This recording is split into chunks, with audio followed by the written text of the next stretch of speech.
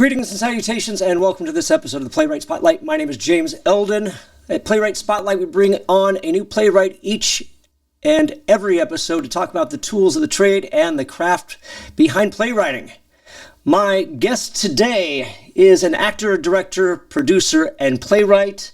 He is co-author of the two full-length plays, Change the Station and All Inclusive, and his third and upcoming play will make its world premiere at the Main Theater in Newhall with his co-writer, Wade Bradford, and that piece is Sugar and Spies. Ladies and gentlemen, please welcome Christopher Flowers. Hi, James. Thanks for having me. Thanks for having me. Thanks for having me. Thanks for coming in, Chris. Sure.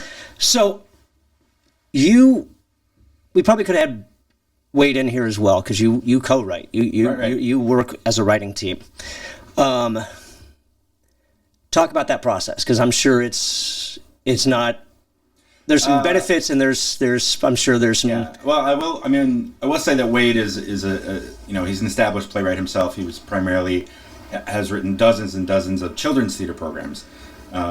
We met doing some theater. We were in a couple plays together, 39 Steps, Bullshot Crummond, and anyway, we just became friends. And then he had wanted to work on some plays, and I wanted to work on some plays, and we kind of, and this is going to get to your question, I suppose, in the most important way, is like we had different skills in playwriting, and we kind of filled the gaps that we had from each other. So it's different for everyone. Everyone has their own writing process, obviously, but my experience working as a playwriting tandem is there's many more benefits than any kind of ways that hinder your craft at all. What are the benefits What are the benefits, first of all? Let's talk about the benefits. The benefits are, you have someone to keep you accountable, and you have someone to keep you writing, and you work together. Everybody has writer's block or just a down day, and then they won't do work this day, but at least the other person is, and then it goes vice versa like that too. So in my specific case, we like to joke, Wade and I, about how he produces the clay, and I mold it into the play. So from clay to play. So his experience and background was heavy into children's theater, and he's a pretty well-established children's book author as well. So he was coming at it with that children's book author mind, and I did I actually prefer sometimes doing drama or doing more adult pieces, comedies, stuff like that. So I had that to kind of curb that kind of children's writer tendency that he can have but doesn't always have. So there's that. There's it's always good, even if you are writing solo, it's good to bounce your ideas off of someone. It's like, hey, can you read these 10 pages for me? Hey, can you look at this? What do you think of this idea? Blah, blah, blah. So we try to meet once a week for coffee, and just for like an hour or two, and just go over either the current play or one of our past plays or new ideas. We actually wrote 2 plays over COVID. Sugar and Spies is one of them, and then our next production is ready to go as soon as we get a space to produce it in. So that one was done, and then we're working on our 5th combined production right now. What's the 4th? The 4th one is going under the working title called Monk Business. It's about 2 kind of funny guys that stumble onto a monk temple up in the Himalayas, and so it's just kind of their experience, what happens there. I should say that my acting troupe, the Big Sandwich Theater Company, we focus on full-length comedic plays with full act, 2 acts with intermission, etc. There's a lot of people writing for, and I didn't realize this, as much as there was, a lot of writing competitions are only asking for 1 acts now. A lot of writing competitions are just looking for short scenes now. Wade has published many more 1 acts than he has full-length plays. But I'm kind of a purist where I know this is my kind of lane, and I come from a theater background with a theater degree and all this, so I know I really prefer a true kind of play in that form of the word. So it's like you have an act one, and you have an intermission, and you have some resolutions, and act two, and then that's a full play. Well, you're producing for yourself for the most part as well. So I mean, like, you're not really limited to the confines of those competitions that you're speaking of. True. Now, before we get into the process of writing with somebody, with a partner, what are the hindrances of working with somebody? Hindrances are, so we just did the play that goes up in April. We've had in the, on the shelf for a while. So we just did a revamp of it. You have to really be conscious and certain on what each person's kind of duties are or what your boundaries are for that. Some people don't like for instance, my partner will send me stuff and I will edit it, without checking with him with every little thing. So he just did an edit as well, like from over the holidays, because we were looking at one more time before we're actually auditioning cast Thursday. So we wanted to look over it again, and we made some changes, took out a bunch of stinkers, clunkers, jokes, took out some more stuff that looked great 3 months ago or 2 years ago. But, looking at it with fresh eyes, or just maybe I didn't say 2 years ago that it wasn't a great joke, or he didn't say it was a great joke. So it's a lot of collaboration, and, one of the cardinal rules of playwriting for me is to have the guts to cut. So there may be something you really like, a scene you like, or a joke you like, or, a moment you like, but if it's not helping the overall value of the play and the story, then you just have to, don't throw it away, put it somewhere, maybe put it in that's happened where we've taken something from one play and put it into another play. So the main thing is just not butting heads, so make sure you're very clear that either you're good friends or you just have a really professional working relationship where you can do editing together, or you can say to each other, it's just like a relationship. It's like I have to be comfortable telling you everything I'm thinking and feeling, and you have to be the same. So can be challenging but as long as you realize that this is not, I'm not saying your writing sucks. This is what I kind of think about. Let's come to a compromise. And that happens more often than not, where we'll take the scene as I like it or the scene as he likes it, and then there's an edit, and then usually we get a little bit of both of it in there. That happens a lot. So you had this last one, Sugar and Spies, was, let's just say, it was shelved for a little while. Yeah. We actually had a production date. Everything was set, and then COVID hit, and then everything shut down. So we're just coming back to it. But you dusted it off, and you realized that certain things don't work. Now, what if you didn't have that opportunity? What? As far as you guys knew back in 2019, correct. It was finished.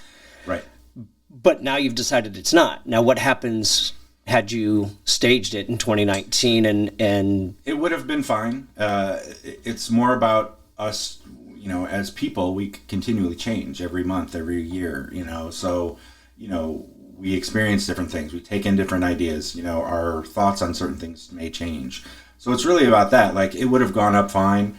Also, I have the added benefit of, my production company, we put up our own stuff. So I'm currently, for Spies, I'm wearing all the hats. So I'm in it, I wrote it, I'm directing it, and I'm producing it. So, when we're in rehearsal, and this is something that a lot of the actors have told me personally in the past productions, is that how interesting and cool and how they really appreciate being part of a first run script, because we would write edits in rehearsal. Usually when you're in a rehearsal for a play that's been out for 30, 40 years, there's none of this, let's change this to that. Oh, that's not really working. Let's write it this way. When you're writing your own material and you're producing your own material and you're in that first run, it's kind of this golden run. Like in my, in the first play that was published, we have a page in there with the original cast listed. A lot of plays have that.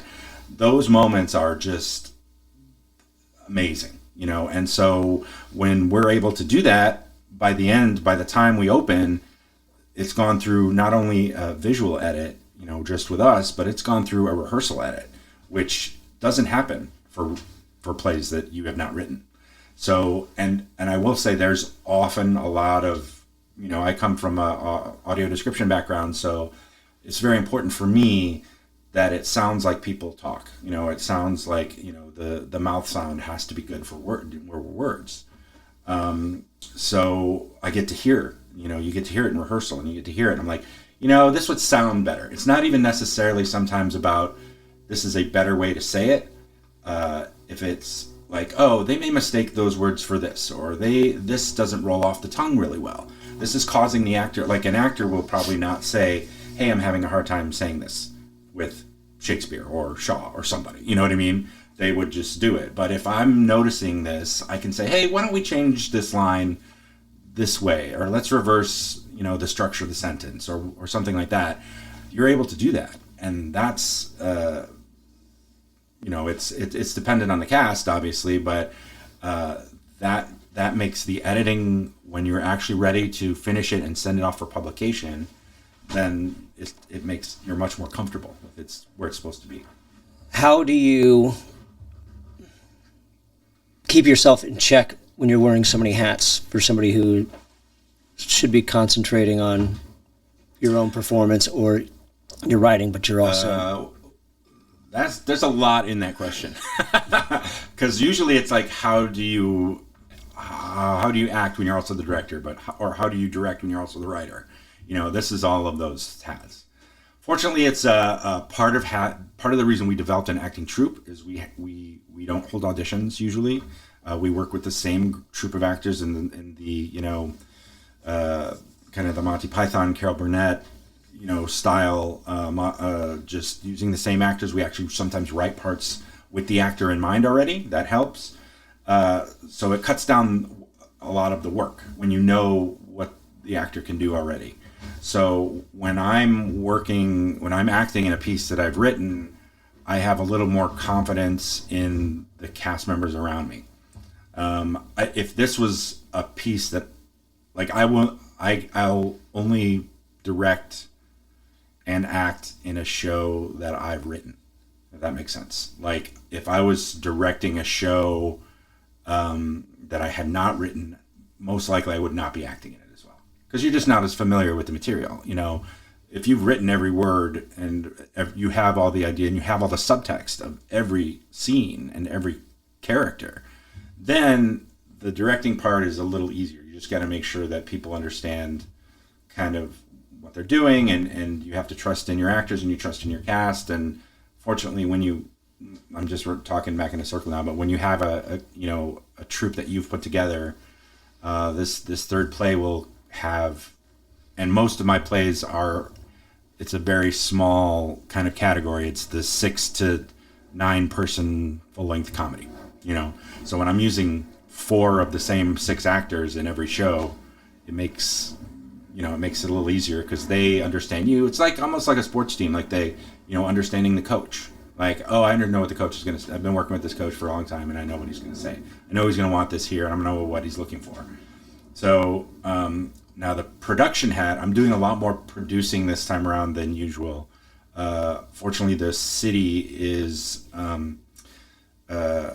it's not like we're just renting a space. This is an actual city space, and they're handling a lot of the advertising. They're handling a lot, they handle the ticket sales. They handle all the other stuff.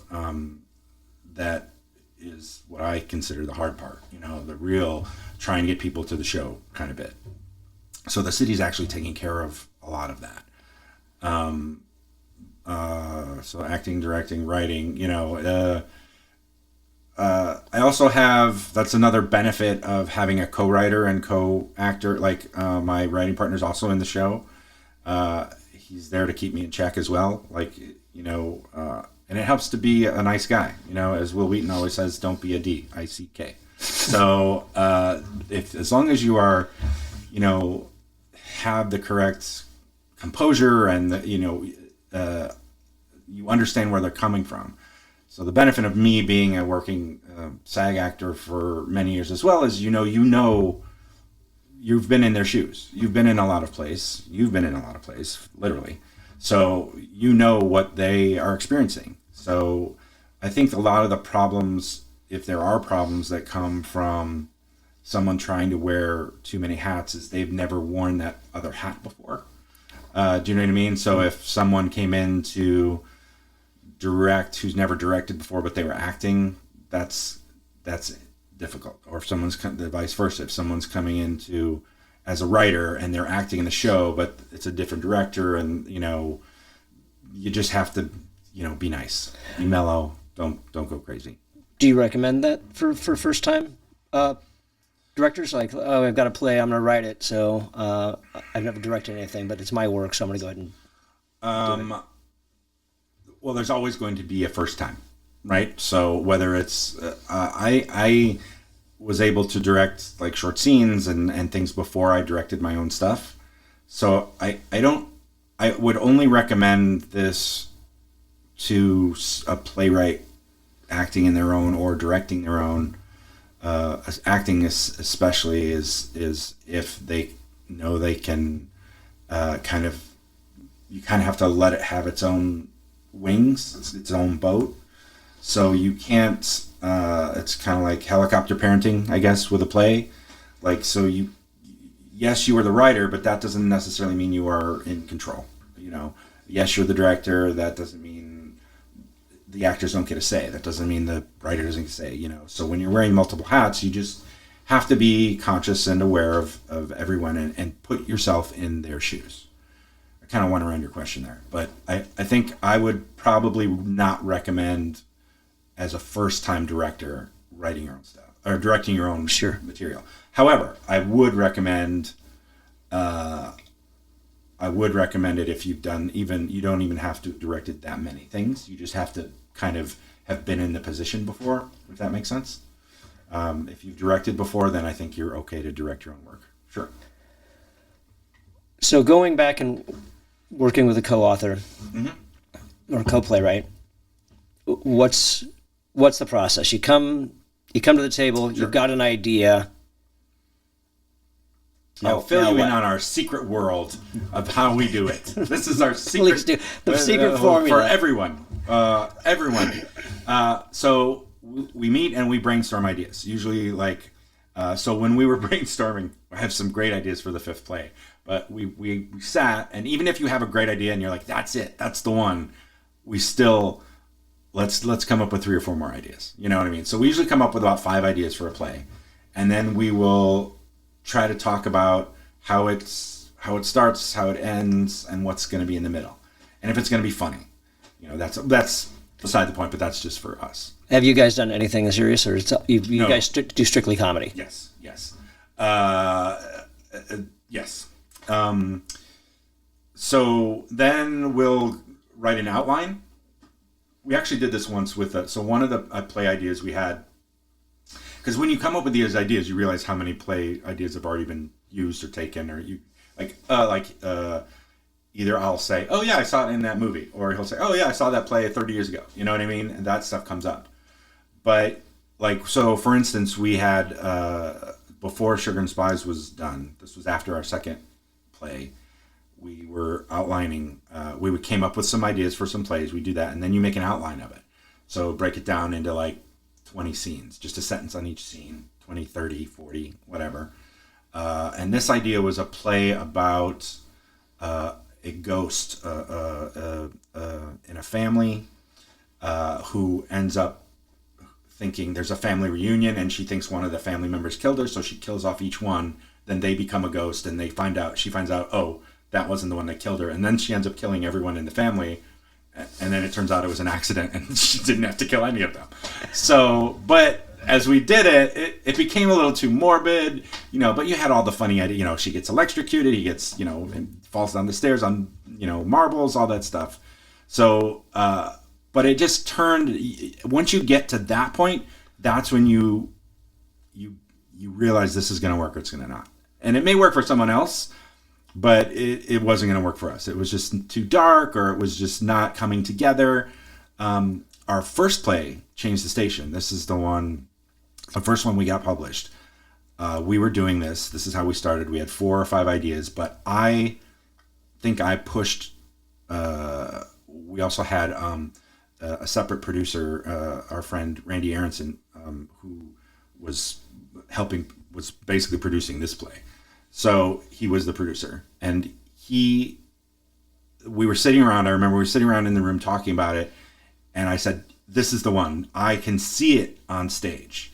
So sometimes when you're writing about something, you see it, and if you can picture it, if you're going to direct, or if you know you're going to be in it, or if you know it's you as a writer, you're thinking about how is someone going to write or produce this. I just knew this was the one, because I was like, I can see how we're going to do this. I can see where the funny is. I can see how this scene is going to work. I can see how this is going to work.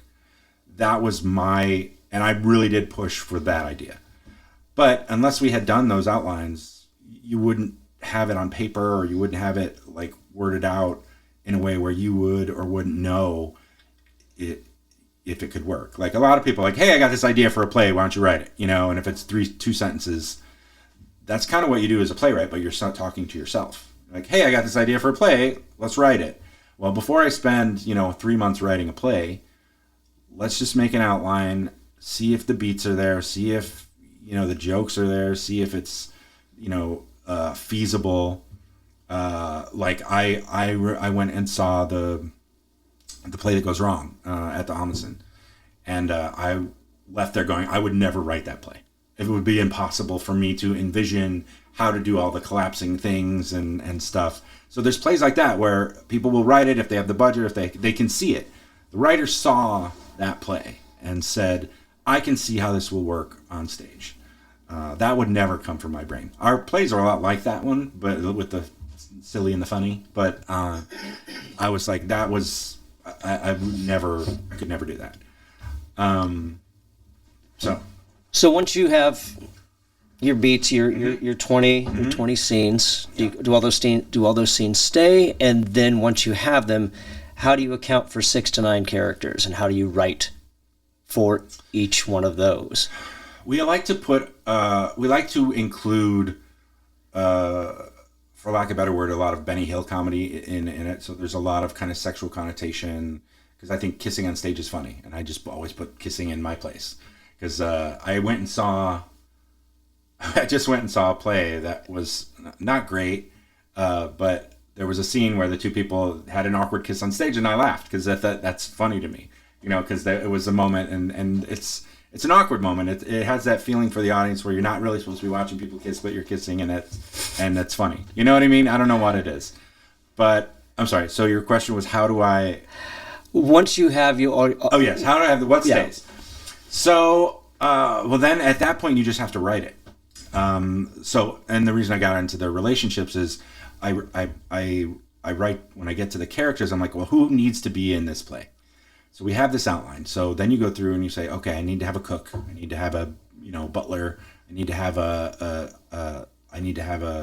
waiter.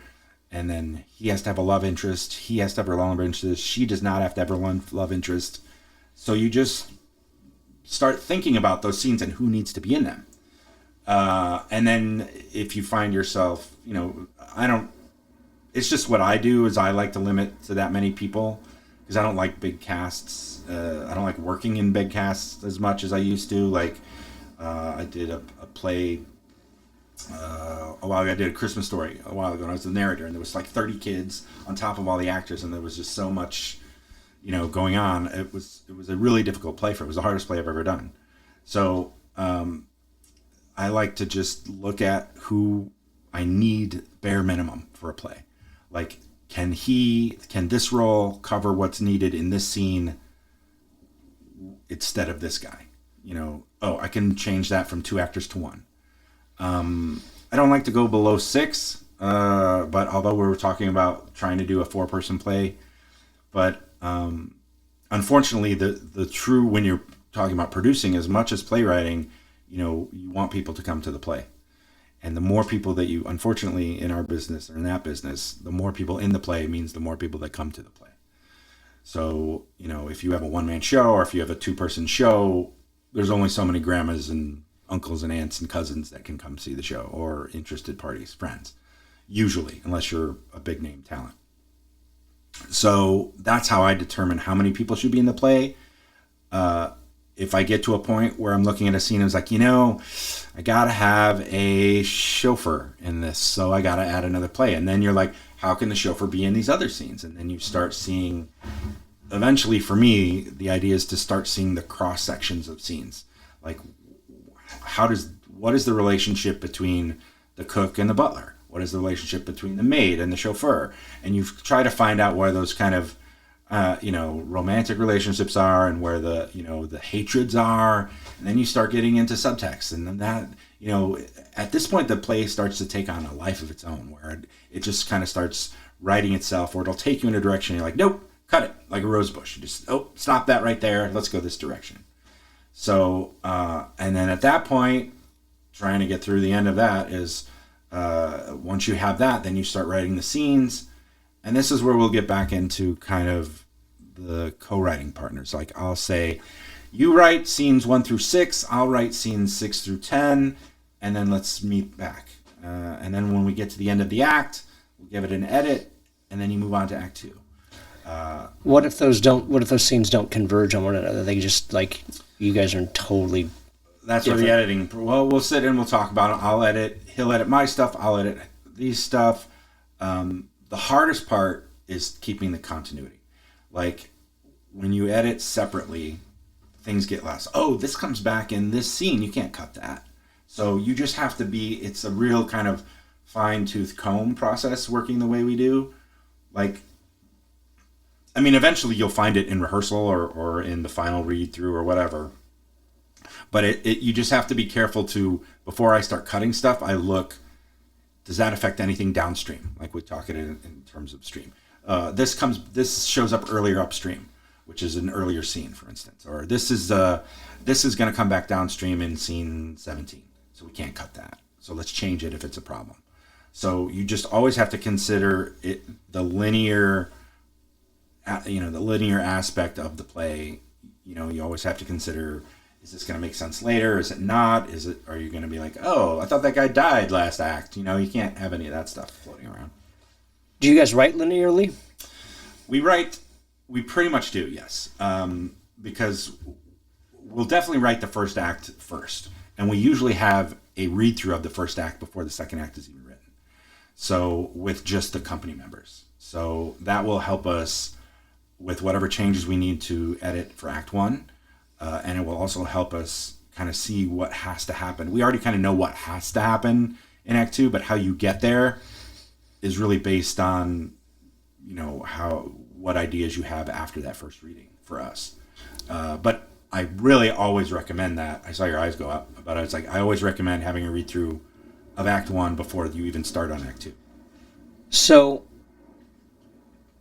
you have your main story, Mm-hmm. and then how many subplots or how many B, C, D stories do you integrate within that main storyline? You don't.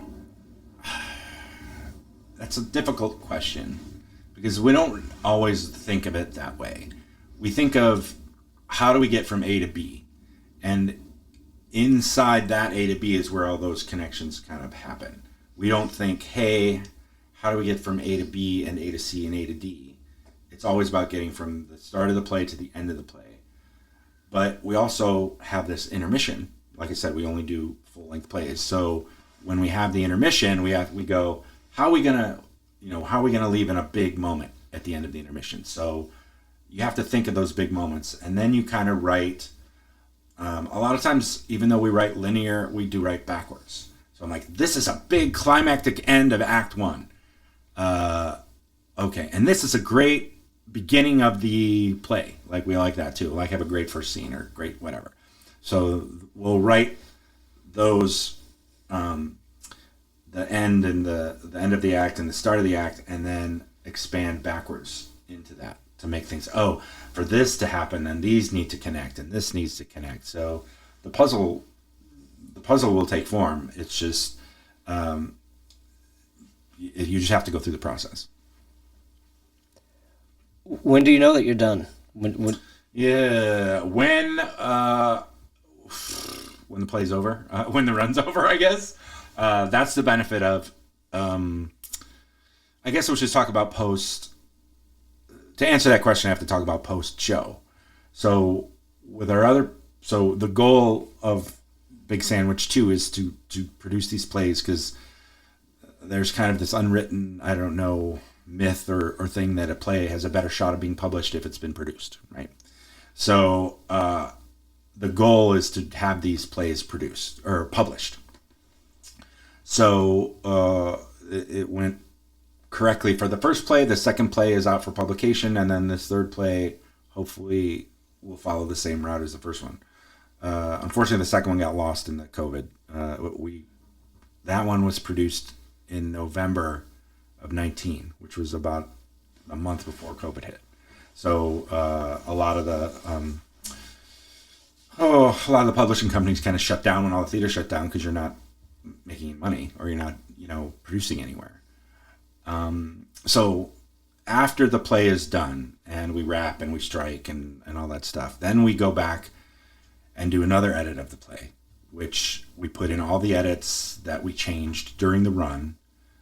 We put in all the information, the cast members' names, the location of the theater, and the run dates, and you put in maybe that's a good time to work on a synopsis, just for like a back cover synopsis or a first page synopsis, and then you get what we call the final. That's our true final draft. That's the one our submission draft. So that's when we send it out, and that usually takes us, with our, because we both have other lives, other than being playwrights, but that usually takes us a couple weeks to a month just to come down from the play, go back and but still have everything fresh in our head, and make changes or put in the changes that we discovered during the run. So even if you guys did, if you let's say you wrote a joke and it wasn't landing, right? So you're even still making adjustments, even post run, as you said. Not usually, no. It does happen. It does happen. So I guess that's a yes. So, for instance, when we were editing, we just had an edit session last week, and Wade had said something interesting about, let's do this this scene in Saturday's performance, but not in Sunday's performance, to see the difference. You know what I mean? So sometimes things will be left in and out on purpose during a run. I'm talking whole scene. Yeah. Or usually it's like a half page. So it's usually like a couple jokes to see if they hit or if they land. And then the problem is you want to make sure that the audience is kind of similar. So you can't have leave it in on a Thursday performance and then expect it to have the same reaction on a Saturday evening matinee or performance. But so that stuff we'll have out. But there are occasions where the whole run went, and then at the end we were like, that really didn't need to be in there. We saw it in every performance, we know, and we'll still cut it or edit it or put something. We rarely put anything back in, but we'll rarely take stuff out. But a lot of times we do test during this run. Hey, why don't you also, a lot of times we'll leave lines blank and say, hey, why don't you say something different here every night? Because we're the actors and we know the actors, or I'm the director. So, and I'm the writer too. So why don't you do this? Just say, hey, this needs a good punchline, or this needs a good line, a good word. Just say something different every night and we'll see what gets the biggest laugh. And that's also part of the fun of producing your own, works, that you can still have it be malleable when you're working it, especially if you're considering publication, because then you've already seen, and that could be part of the myth why produced plays get published more often than just regular submissions. So then let's go ahead and talk about that. Then let's talk about publishing and in that process that you guys went through, where you started, how many submissions you might have, or publishing houses you might have sent it to cover letter, all this, everything that goes with it, and how you made your decision. Okay. Well, My experience in that is a little limited because we ended up sending to a lot of places that Wade my writing partner had already submitted to. Some said no, some say yes. That's just kind of how it is. So if you have a relationship with a publishing house already, it's easier. If you are this is your first submission to anything, go online, research what you can, submit what you can. They will read it if they want to. We had the benefit of sending to people who have already published some of Wade's works, but a lot of them, there's submission guidelines. Like the big ones, like Sam French and stuff. Unless it's been on Broadway, they're not going to publish anything of yours unless it's on Broadway or off Broadway or something like that. Rarely. So you look for the little, the smaller ones, and a lot of times you can look for publishers that have catalogs that target schools and community theaters only. That's a good place for new things, or playwriting competitions too. I mean, we keep talking about that, but it's just like anything else. It's a waiting game. You just have to kind of send it out, maybe follow up a few weeks later, and just hope that it would be nice if everyone gave a response, like said, thanks, we read it, but we're going to pass. That would be awesome if everybody did that, but it doesn't happen. It happens sometimes, but sometimes you just kind of mail it out there and you never hear anything again. So what we did is we gave some of our favorites kind of a good month or 2 or 3, and then we would send to another 2 or 3, and then did that, and eventually Eldritch picked us up. Eldritch Publishing. And what does that entail? Just some paper signing, really. They actually did not ask for edits. They asked for some more information about the location and that kind of thing. But if they're going to publish it, they're just going to publish it, and they sign you whatever. I get a very tiny royalty check every, 6 months or so. Is that from book sales, or is that from... So I've actually gotten $0 publishing checks too. So and it'll say where it was performed. Like, so that first play's been performed in Florida and like in some other kind of states and it says kind of where that was published to. So, or performed, produced. So they should be sending you like every 6 months or so a royalty check if people produced it, and then where it was produced as well. So they're pushing the work. They're pushing your play out there, or are people just finding it on their own? A little of both. Like, new works get more push, I think, and then after that, it's just kind of they move on. Because there's a constant influx of material. So if it doesn't get a lot of productions in the first year, then it still stays in their catalog. It still stays up for, but it probably doesn't go out with like the new works newsletter kind of thing. So it's in a catalog somewhere once you're published, and that's kind of where you kind of have to either push it yourself or hope somebody finds it. What is your biggest obstacle as a playwright? What do you find? What's that one thing that always seems to give you a little trouble that is always recurring? Well, I mean, publication is like the biggest, obviously. It's hard to not wear the other hats. Like, if you were going to ask me what's the hardest thing about producing right now, it's finding rehearsal space. But as a playwright specifically, I find it's just and as being actors, the same thing. It's like you submit, you audition, but then it's just either booking the gig or getting the letter. That's the hardest part. And it's, people think it's easier in this new age of social media, but it's really kind of more.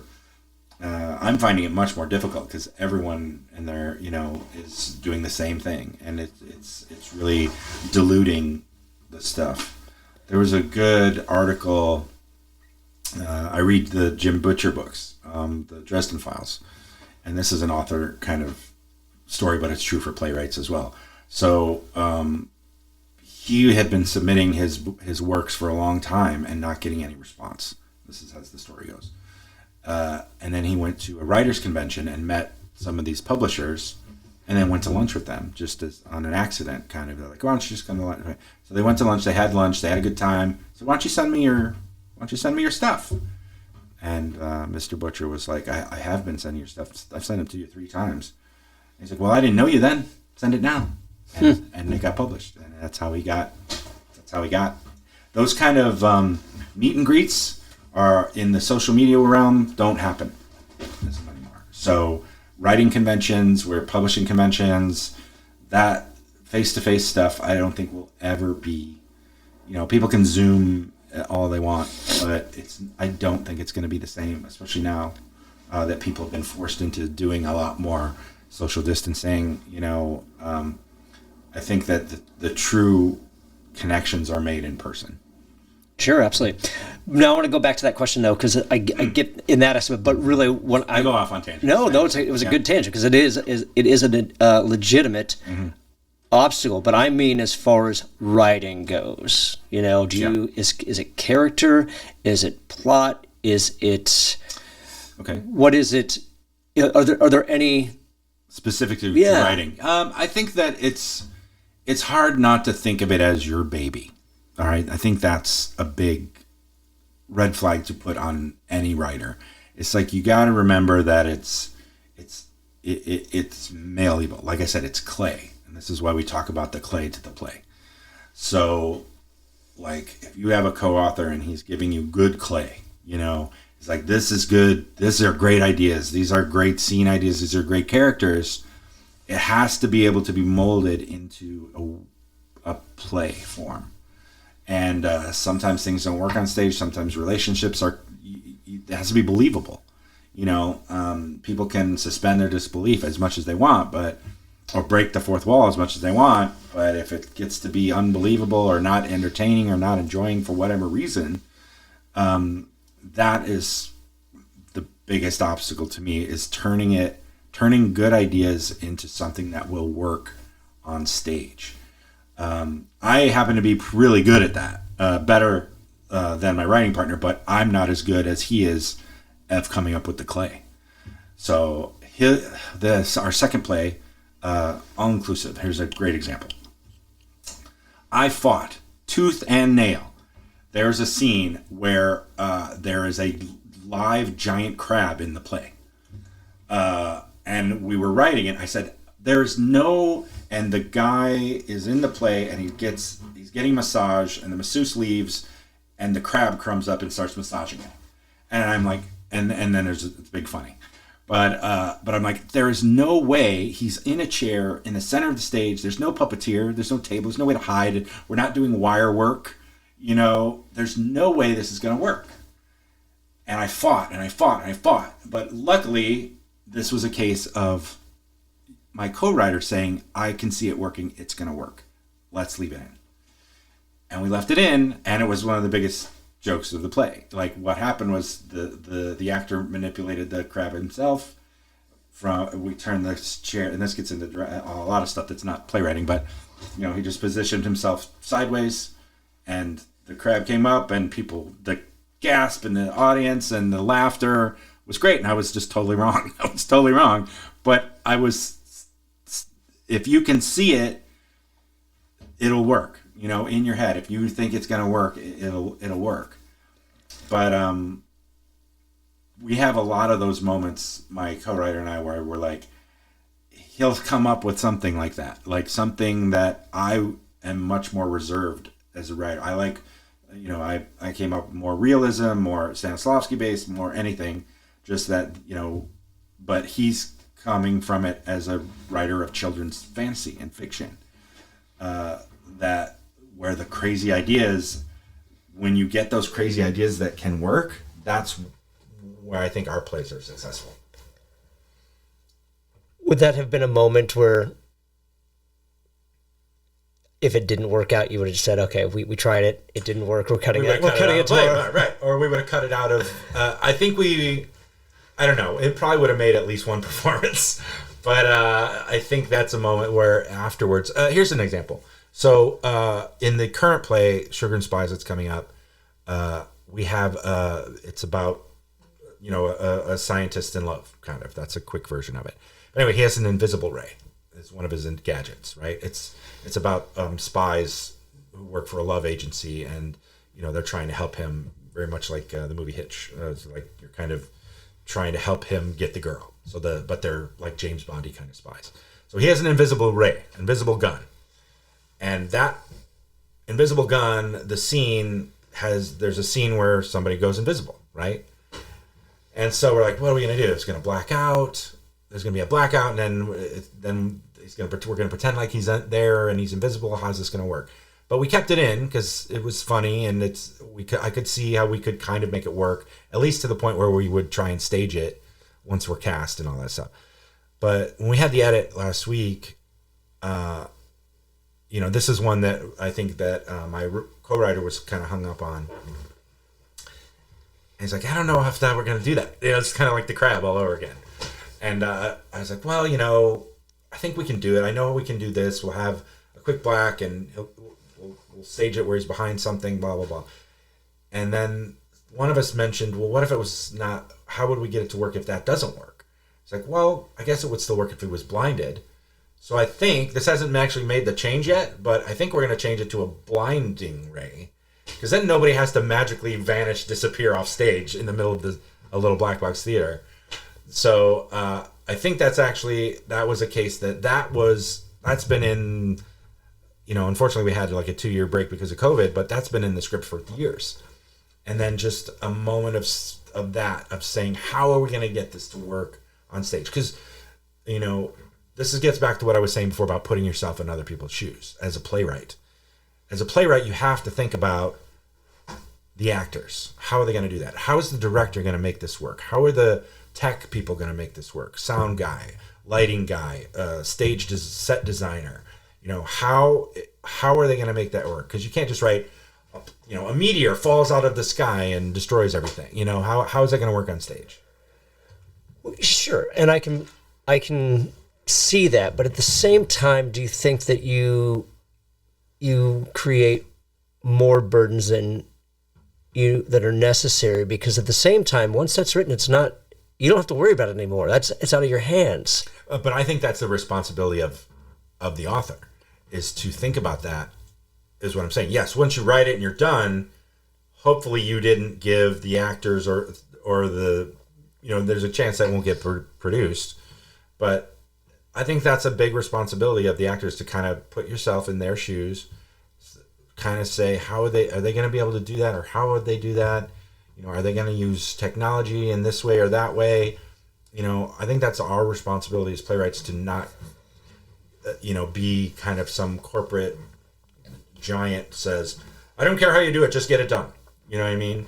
Like, we have to be able to, a script, and a lot of actors say, it's easy with good material. Well, that not only counts for dialogue or comedy or drama, or, it also counts for, setting, things that as a playwright that the actors don't always think about.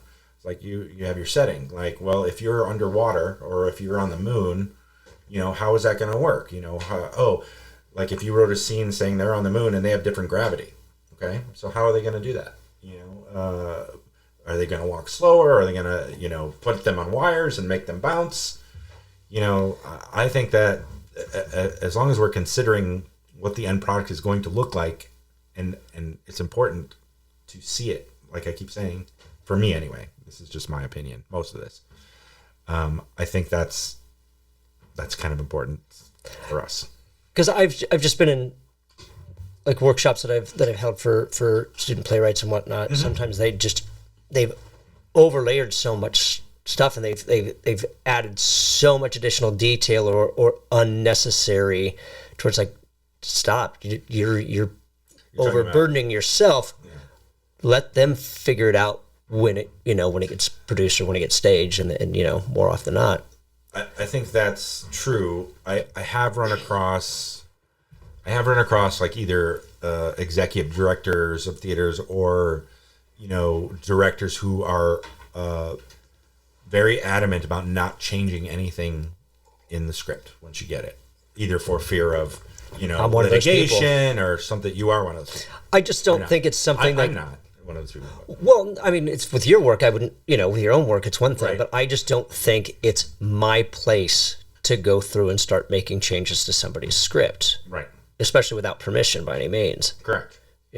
So in that regard, so I mean, that was always not to debate a dead horse, just as this has come up in multiple episodes, during Noir, it came up so much where it's like, oh, well, we'll just change it. I'm like, no, you don't just change it. Right. It's like, well, no, it's your job. No, it's not my job. It's not my place to do that. Not without permission. If there's something that's not working, we'll talk about it, but figure it out first. Well, and there's a difference between cutting something from a script, which seems much more acceptable than, like, I definitely don't agree with like rewriting or editing, but another published, especially if it's published, then there's a lot of rules in place for this. But what you're talking about is your playwrights. So like if they're writing, for instance, and this just happened last week too, is like she's wearing a polka dot dress and she has to be wearing a sunbonnet that is blue and a lot of this extra stuff as far as props or as far as like the stuff that's on set. Yeah, I wouldn't probably get that detailed into it. But if it's a gimmick or it's a gag or it's essential to the story, I do write it very specifically in the script. What, and not necessarily why it's in there, but you have to trust that if you're reading a script and it's in there for a reason. Absolutely, yeah, 100%. Do you have advice for playwrights, for beginning playwrights, or even established? What's like the biggest lesson you've learned, and what things have you overcome that you thought were difficult, but you've overcome them? Like you're confident that Well, I'll address that, but I'll go back to the hardest thing you asked me before. What's the hardest thing to play? It's keeping writing. It's like, I want to write 2 scenes this week, and that doesn't happen. So procrastination is the biggest enemy. Now that I've had time to think about it and process it, but things that I've overcome. I really always got afraid of the format, and I've been afraid of the format, and I'm going to put that in quotes in a capital letter F, for 30 years of writing. I've always been afraid of, hey, if I submit this and it's not in the right format, they're just going to throw it out without looking at it. Or this needs to be, for lack of a better word, grammar Nazis or something like that. Like people who were like, oh, and apparently the Oxford comma is gone now. I've realized that too now. I am so against that. I think Adam Howard is a big proponent for the Oxford comma as well. Right. And I think I'm sorry, I don't. I agree. But that was a kind of a paralyzing thing for me because it would prevent me from submitting things.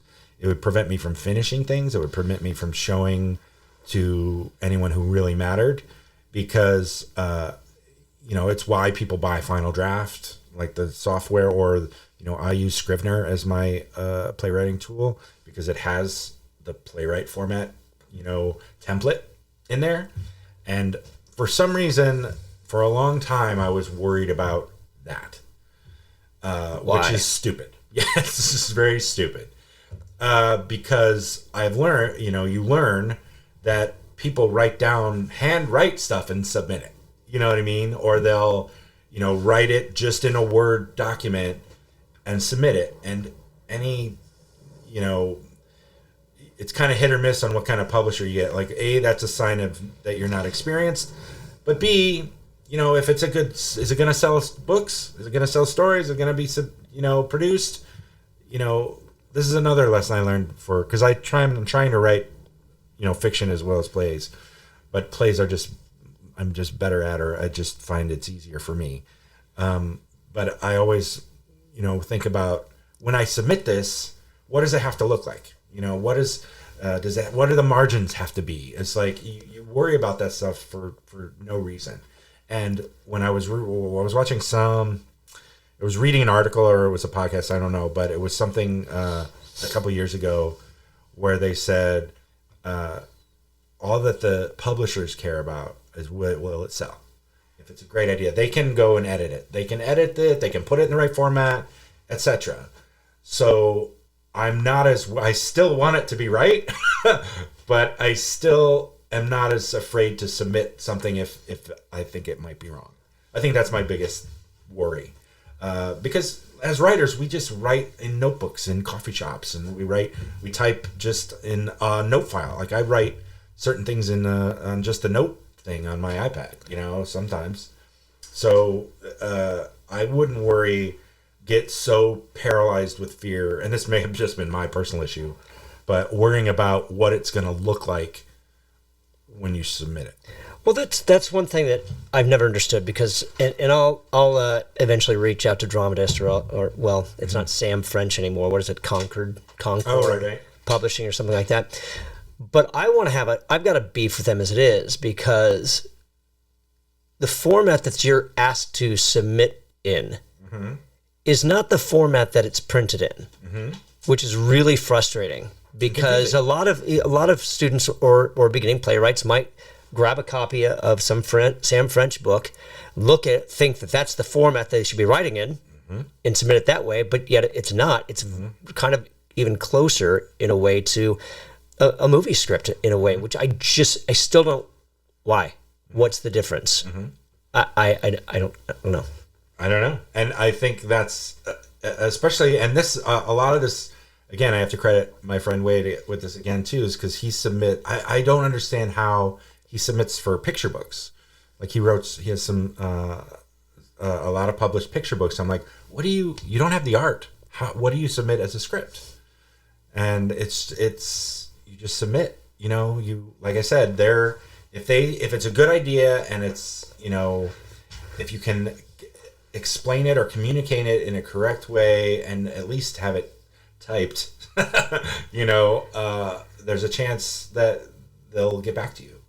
But if you have the perfectly formatted idea that we're gonna do, like the old producer's joke of, we're gonna make a play about Hitler, and this is a terrible, terrible play, then they know it's a terrible play. They won't, you won't get any farther, even if it's perfectly formatted or in whatever shape or form that the producer wants. And who's to say that, this producer wants it this way, or not, getting my P words mixed up. Publisher wants it this way and this publisher wants it this way, who's to say? There will be back and forth if you move on, just like a job interview. So if you submit your play and they get back to you and they say, this is good. We did have something like that happen with the first play where they were like, they wanted us to shorten the first, something in the first act. So we had to cut some stuff. And we did. Were they specific about it, or they just said, can you shorten it? No, they just said this scene is too long, or this part drags, something like that.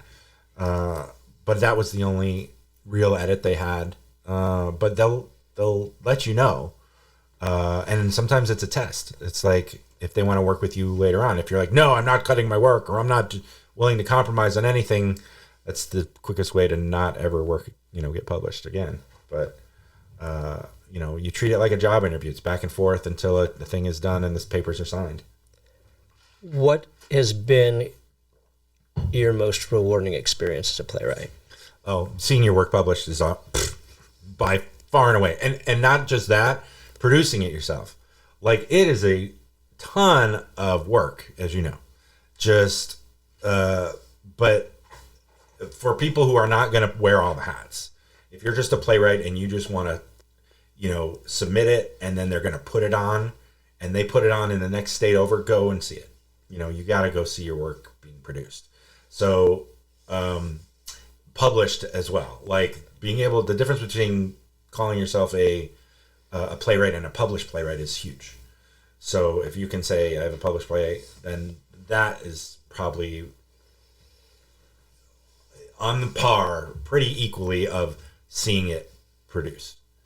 You know, because that's the goal of it, I think. I mean, a lot of people say it's, I have this story I want to get out. You know, there's this thing I've been thinking about for 10 years and I just want to get it out of me and write it and put it on paper and have it, submit it. And even if it doesn't get produced anywhere, I don't care because the play is done. But you want to see it. You want to see it published. Or, again, I'm having trouble with all my P words today. You want to see it produced. That's the playwright wants to have the playwright wants to publish and produce their play. There's a lot of P words in this. You mentioned one of your biggest struggles was showing up. Procrastination, you mean? Yes. Yeah, that's that. Now that, if we're talking sorry, I didn't mean to cut you off. No, but, you're good. Just the act of playwriting, it's setting aside. And I just did this actually this New Year's for my novel, which has been, I have a 50,000 words of a novel that has been incomplete for 10 years. And I still haven't gone back to it, but I started another novel. But this New Year, I said, I just want to put aside 1 hour a day to write. If I can just do 1 hour a day, because 1 hour turns into 2 hours and turns into 3 hours, or even if you get an hour, at least you sat down and you went over what you had. But were you going to say? No, that was it exactly. How did you overcome it? So New Year's was this. It was like I'm going to exercise an hour every day, and I'm going to write an hour every day. And there was something else. And I was going to work on this upcoming production. I'm going to spend at least an hour every day. So that's 3 hours a day where I have to do these three things. And it's been difficult, but I've been hitting at least a couple of those every day. But if this is how my writing is for me, when I get every day when I sit down to write, I like to write in 4 hour blocks or beyond, but it's usually like a 4 hour block. The first hour is me going over and editing what I've already written, just catching up with where I was, getting in the right headspace, whatever. That's the first hour. Plays, novels, doesn't matter. Then the next 2 hours are where all the good stuff comes. It's like the new material, like I get new scenes, I get new this, I make progress, all this stuff. And the last hour is me editing and looking over what I just did. And maybe, saying, oh, that was good. That's my 4 hour day. And I think that, even for beginning people, is important to try that kind of, that just works for me. I like a 4 hour structure. Some playwrights are like, I remember my first screenplay I wrote in 8 days. It was like 90 pages I wrote in 8 days. I just sat down, wrote 9 hours a day for like 8 days and had a screenplay done. But I think if you have a real job, a regular job, or if you have, other responsibilities, I feel like if you're going to write, try to do that. That just really worked for me, that 4 hours. Cause I know I'm like, I'm going to sit down, either my wife or someone will be like, hey, why don't you go write for, so I sit down and I don't get a new word written for the first hour. It just doesn't happen unless it was like I was in the middle of a sentence when I quit last time. And if I get interrupted in that first hour of the process, that's something that I wish I was better at, is being able to go back to it after getting distracted. Because you get on a roll that you don't want to stop. Every writer talks about this. It's like, I'm in the middle of the scene, or I'm in the middle of this chapter, whatever. I don't want to be disturbed. I can't be. And then something happens, like, I've lost it. I might as well go make a sandwich. That's what happens. So I really like this kind of, if you can put that kind of schedule in your head, or find out what the schedule is for you. So some people may be, hey, I don't need that extra, I can get writing right away. Awesome, great for you. But I end up editing too much at the end. So maybe your day is 2 hours writing and 2 hours editing. Or maybe it's like, I spend a lot of time, looking over the old stuff. But I really get good at the end. Like, great, well then you look over for the first 2 hours, and then you write for 2, and then maybe 2 turns into 3 or 4. I found that happens a lot too. Like I was saying, if I can sit down for an hour, sometimes it turns into 3-4 hours. Is there something that inspires you, like that it just gets you going sometimes? Like, sometimes it's like for me, it might be a particular song, like a certain song might come on, like, and then all of a sudden, I can see that scene. Mm-hmm. And so, but do you have anything like that? I usually listen to, if I'm having trouble, I usually listen to classical music when I write. So I forget, there's a station I listen to, I think it's called yourclassical.com. That I just, it has different genre, like, let's say they're broken up into those categories like calm or bedtime or, and they just play classical, and that just keeps me focused, I guess, and undistracted. But it also kind of, there's people talk about how classical music gets your brain working a certain way. I don't know what it is, but when I write, I listen to, and I don't listen to classical music any other time in my life. I listen to it when I write, and that's it. But if I can see, what gets me motivated more is when I can see a scene in my head. Like I kind of like attribute it to kind of like a movie, like a movie scene, like where the cars are crashing and this is crashing or this is happening. If I see that scene and I need to get to that scene, or if I'm in the middle of writing that scene, I can't stop till it's done. Like I can see the scene on stage. I know exactly how it looks in my head. Let's put it on paper. I like when I get to those. You write full length, so do you? I know Change the Station takes place in one location, if I'm not mistaken. Do all your plays take place in a single location, or do you? Again, that goes back to me trying to be easy on the production. Yes, I kind of prefer everything to be in one location. Now, my co-author and I disagree. This is one thing we disagree on, is I like to have things take place over several days or several weeks, and he likes everything to happen within a 24-hour period. It's like, so when he does a play, it's like, this is all happening in one day or one, I think it speaks to the urgency of everything or whatever. But this upcoming play actually is the first one we're doing with 2 locations. So I'm actually, and I think I'm probably going to end up building the set too, but I've been sketching, out what the set is going to look like. And so I want to make it as simple as possible. It has to go from an outdoor cafe in Switzerland for Act 1 to a science lab for Act 2. In Switzerland? In Switzerland? Yes. Okay. It's in Switzerland. Again, it's, that's another thing we do when we write. It's like, let's come up with a location, this and that, and that's all. We always have to come up with something. I'm working on swiveling flats and all that stuff. I don't know how that's going to work yet.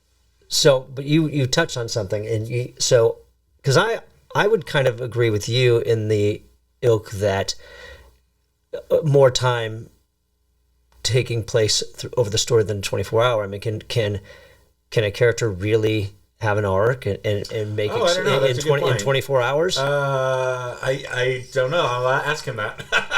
That's good ammo.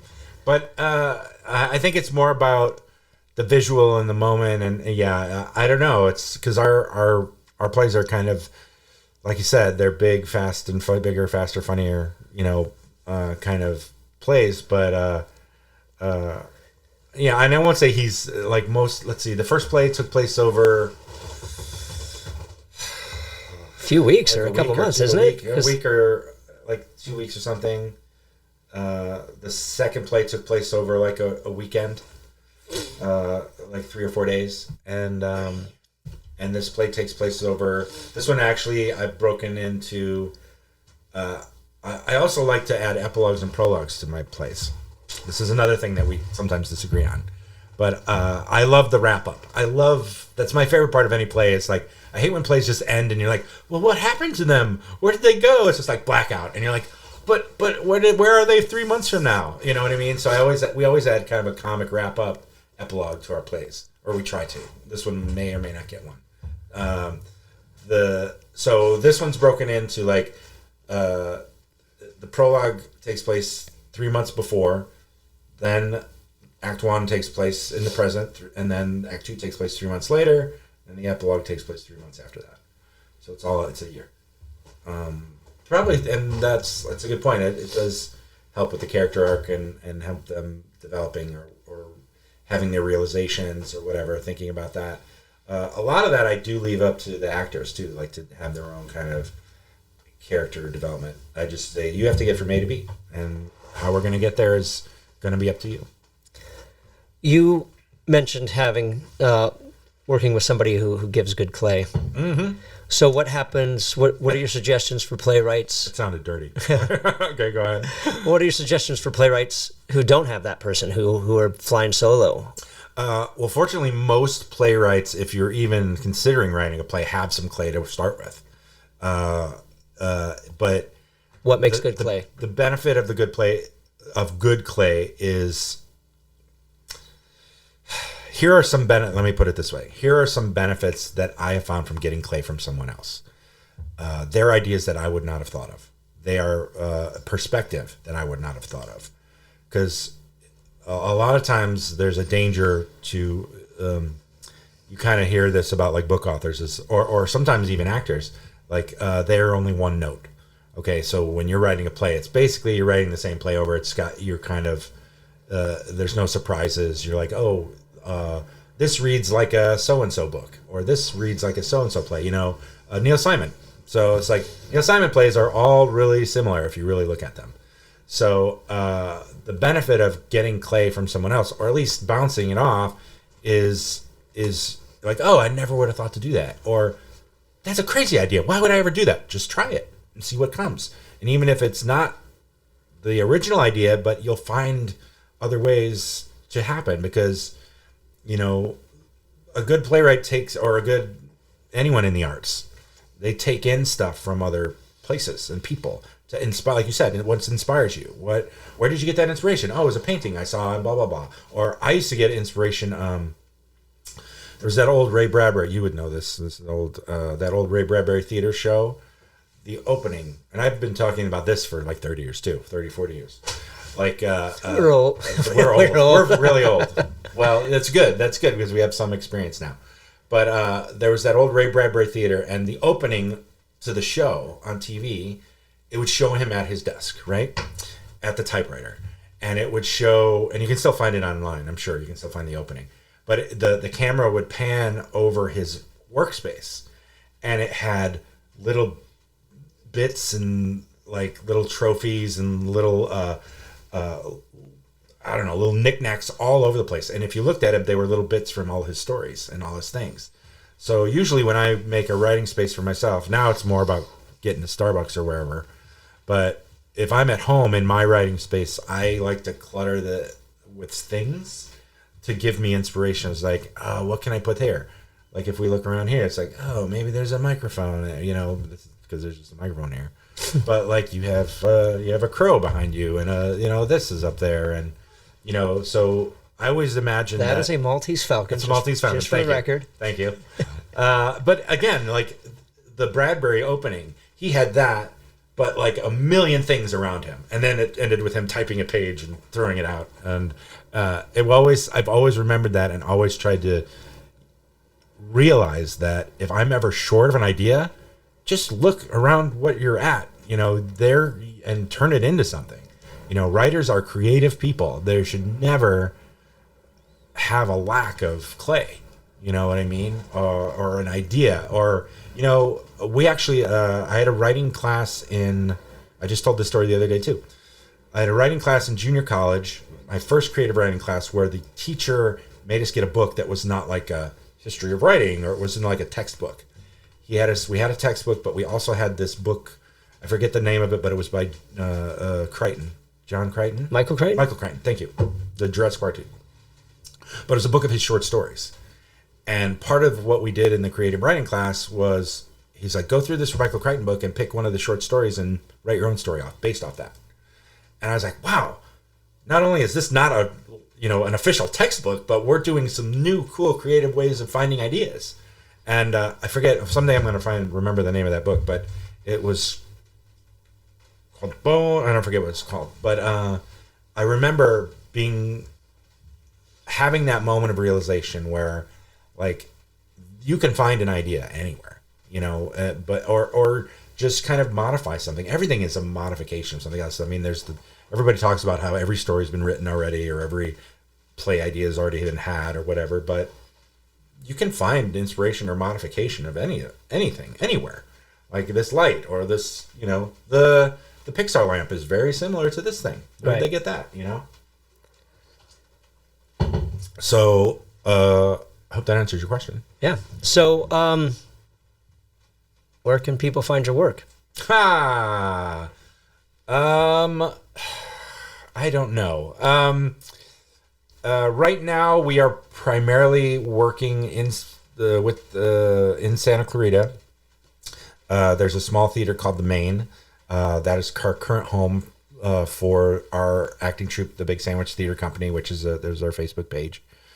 The Big Sandwich Theater Company was named because we like to do a lot of hammy and cheesy and all served up on a plate for you. So.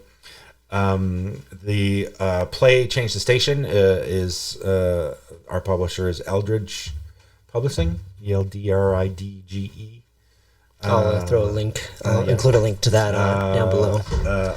We're at this point, I'm not sure they're going to publish the second play, but this one will probably go to them as well, at least to be sent out to them. Will you shop it around other places? Yeah. Mm-hmm. There are some places that I know we were really hoping to get into, and I don't have those names with me right now. But obviously won't get into Samuel French or whatever it's called now.